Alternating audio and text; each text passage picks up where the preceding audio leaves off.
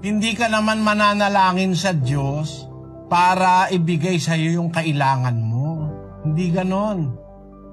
Kaya ka nananalangin sa Diyos para sa kanyang proteksyon, para magpasalamat, para ingatan ka niya. Pero yung kailangan mo, hindi mo na ipapanalangin yun. Alam niya yun eh.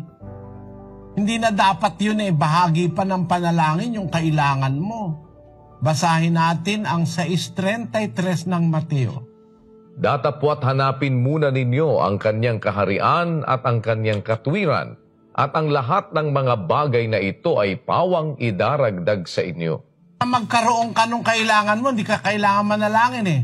Ang kailangan mo, hanapin mo yung kanyang kaharian, yung kanyang katwiran. At yung kailangan mo, idadagdag niya na lang sa iyo yun. Kahit hindi mo hingin, bibigay niya yun eh.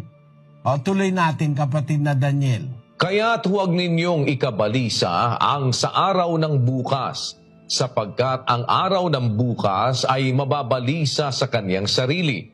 Sukat na sa kaarawan ng kanyang kasamaan. Ano ba yung ikinababalisa ng mga tao? 6:31. Kaya huwag kayong mga balisa na mangagsabi, ano ang aming kakanin, o ano ang aming iinumin, o ano ang aming daramtin, sapagkat ang lahat ng mga bagay na ito ay siyang pinaghahanap ng mga hentil, yamang talastas ng inyong Ama sa kalangitan na kinakailangan ninyo ang lahat ng mga bagay na ito. Hindi mo dapat ikabalisa. Alam ng Diyos na kailangan mo yung daramitin, kakainin. Yung kailangan mo talaga, alam ng Diyos yun, even without praying for it. Pati nga yung hindi naniniwala sa Diyos, may nakakain at may naiinom eh. Yung mga ateista. O diba?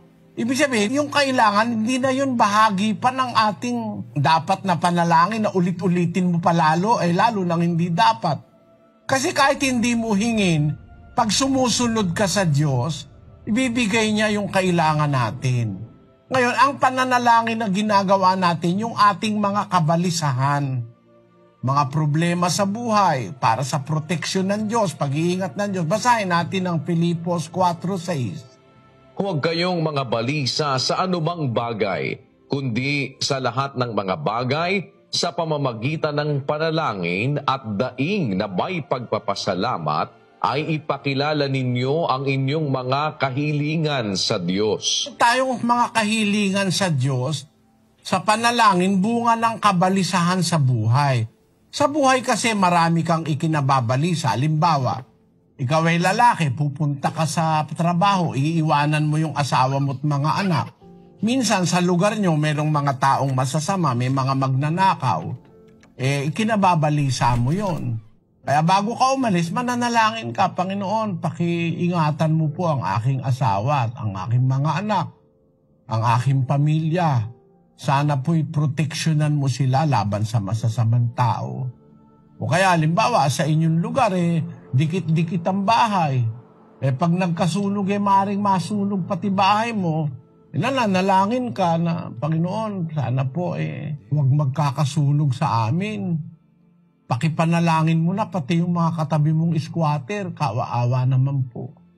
Nakakabalisa kasi yun Ganon din, marami pang bagay na ikinababalisa sa buhay. Halimbawa sa trabaho mo, meron kang mga nakakasalubong na intriga. Mga kabalisahan sa buhay yan Merong ganon, kapatid, mga kabalisahan sa buhay. Yun ang mga ipinananalangin natin sa Diyos. Yung halimbawa, yung asawa mo ay nagdadalang tao, manganganak, hindi naman kaya basta-basta ng doktor halimbawa, dadalangin ka sa Diyos. Yung mga kabalisahan na yun, ang ipinananalangin natin. Pero yung kailangan mo, kahit hindi mo nga ipanalangin, bibigay ng Diyos yun.